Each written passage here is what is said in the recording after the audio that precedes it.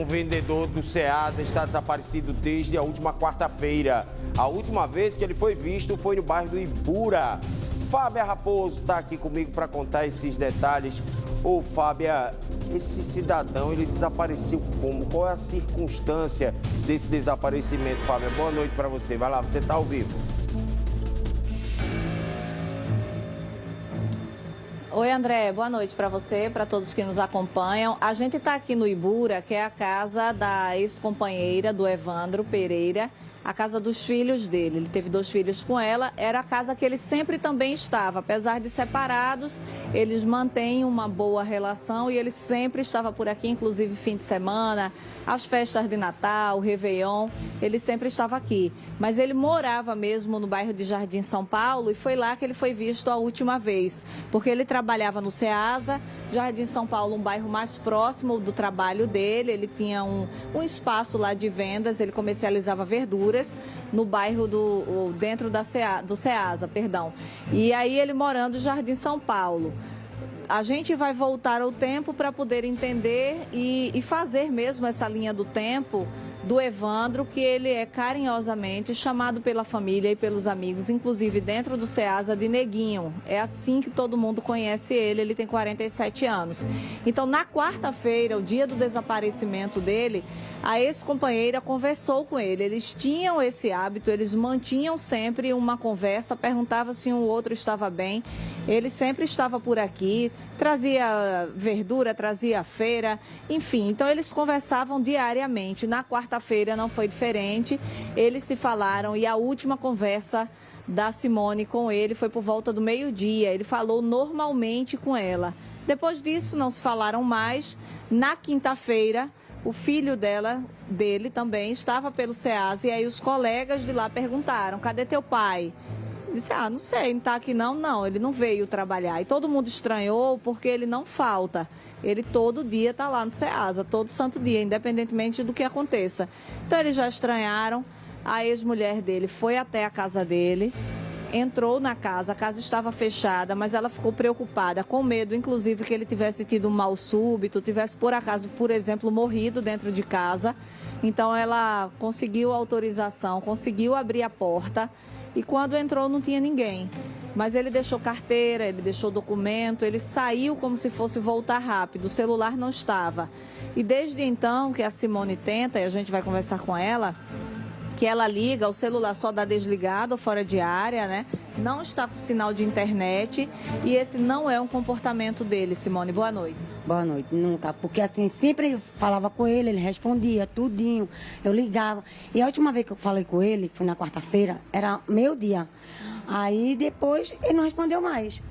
Não respondeu mais. Aí a gente ficou preocupada, né? Como a senhora falou, tudinho. Quando foi ontem de noite, ligar pro meu menino e disse: cadê teu pai? Fez: não sei não, teu pai tá aparecido. Aí ficou preocupado, foi o que aconteceu. Aí foi de manhã lá, tentou falar com a vizinha, ela deixou a gente arrombar a casa dele. Chegou a casa dele, realmente estava tranquilo, não tinha nada de arrombamento, nem nada. Uma coisa que ele saiu e não saiu nessas pressas, saiu na calma.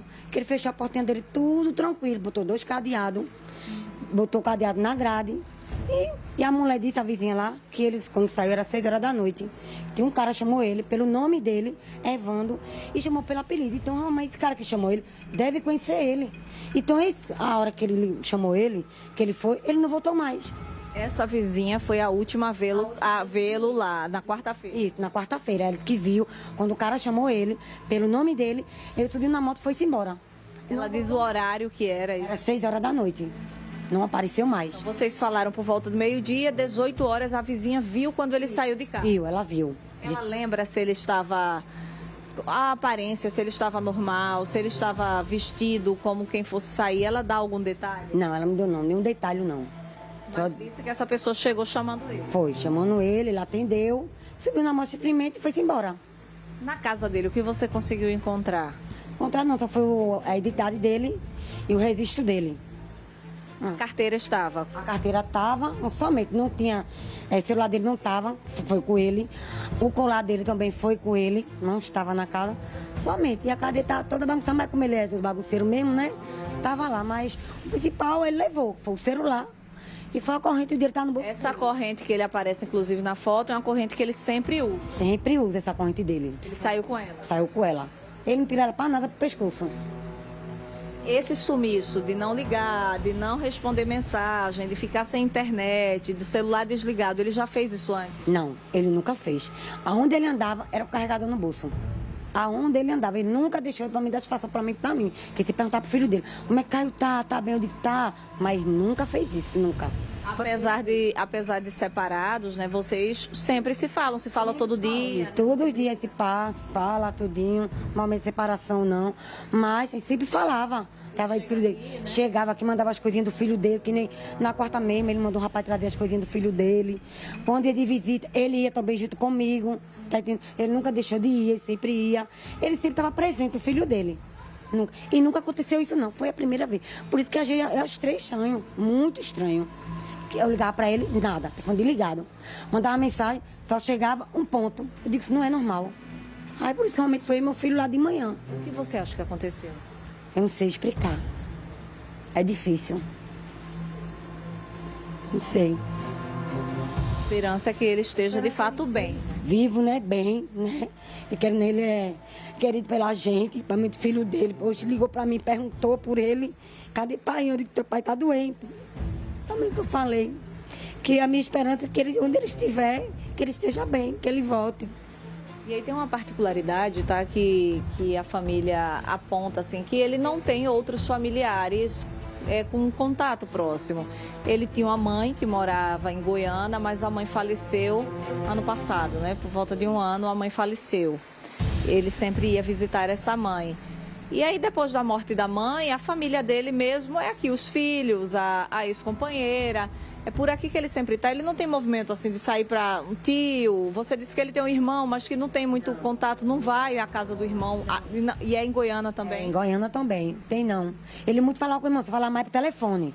Mas se ele fosse lá, ele iria ter comentado? Ele tinha comentado, olha, eu vou visitar meu irmão, tal dia eu venho. Ele sempre dizia para onde ele ia. Se eu vou ver meu irmão para Goiânia, para semana eu venho, tal dia eu venho. Pronto, tá certo. Já para gente ficar não preocupada com ele. Mas ele sempre dizia para onde ele ia, ele falava, gente. Ele nunca deixou de falar. Vocês têm a informação, e é um apelo, inclusive, que a gente aproveita e faz, porque ela disse que em frente à casa dele tem uma casa que tem câmeras. E essa câmera, ela pode ter registrado essa moto, pelo menos para ter uma informação da cor dessa moto, a placa dessa moto, para que ajude nesse trabalho, nessa procura pelo Evandro. Ela foi tentar pegar as imagens, mas disse que não teve, assim, o vizinho não acreditou muito, não quis ceder essas imagens. E aí a gente aproveita e faz esse apelo para que essas imagens sejam, de fato, disponibilizadas, né? Você pode voltar lá, né, atentar, pedir, falar que falou na reportagem, para ver se esse vizinho também colabora com essas imagens, porque já ajuda, pelo menos, para ver se você até conhece essa pessoa que ele saiu. Eu queria muito, né, que realmente ele estiver assistindo, né, com um apelo, que ele ia mostrar as câmeras a gente, só pra gente saber quem levou ele, mas saber se foi uma pessoa conhecida ou não, a placa da moto, tá, é isso que vai ajudar a gente. Ele dando a gente vai ajudar muito. Vocês fizeram o boletim de ocorrência, né? Eu fui na delegacia, eu fui na... Meu nome? Na HPP, que é boa recorrência. Fui no ML, chegou lá, não tinha nada, sido. Procurou no IML, inclusive, se tinha alguém lá com o nome dele. Procurou se talvez até sem nome? Procurei. Ele perguntou, o rapaz que tem aqui tá com uma foto, tem uma tatuagem no peito, que é do esporte. Eu digo, não, ele não tem. Ele tem uma foto aqui no lado aqui, que é a foto da mãe dele. Tatuado? Tatuado na mãe dele. E aqui tem o nome do filho dele. Aqui tem outro nome, ele é cheio de nome, ele tem 7 tatuagens. Qual é essa do nome, para ajudar? Aqui só o nome do filho dele, que é Evandro, e 2 letras, que é um V de Vitor e um K de Cauã, que é do outro filho dele. E a outra que ele tem a mão aqui, eu não me lembro não, mas aqui tem o nome da mãe dele, a foto da mãe dele. Ou seja, as pessoas que vão vendo, se ele tivesse machucado, por exemplo, em algum lugar. Você chegou a procurar nos hospitais? Já cheguei, disse que realmente lá ele não deu entrada. Fui na UPA, fui na Trava de Freitas, eu fui em 3 hospitais ainda, disse que ele não tinha dado entrada. Não tinha dado. Outra informação muito importante que a gente não pode deixar passar foi de que eles, nessa busca já, né, procurando pelo Evandro, eles ficaram sabendo que ele tinha pego um dinheiro emprestado de R$3.000 na própria quarta-feira. Agora, a Simone disse que esse não é um comportamento estranho. Ele tinha esse movimento de pegar dinheiro emprestado, porque esse dinheiro ele investia, comprava as verduras, comprava as coisas, depois ele já pagava. Um tempo depois precisava de novo, como ele tinha confiança, porque ele sempre pagava e devolvia o dinheiro, é o que a família diz, ele tinha essa liberdade de pegar o dinheiro novamente, né, Simone? Então, assim, mas o que chama a atenção, e pode ser uma linha aí dessa investigação, é de que ele estava com R$3.000 no bolso. Então, ninguém sabe se por acaso esse desaparecimento dele tem alguma relação com esse dinheiro, algum assalto, se ele foi atraído a algum lugar por saberem que ele estava com dinheiro.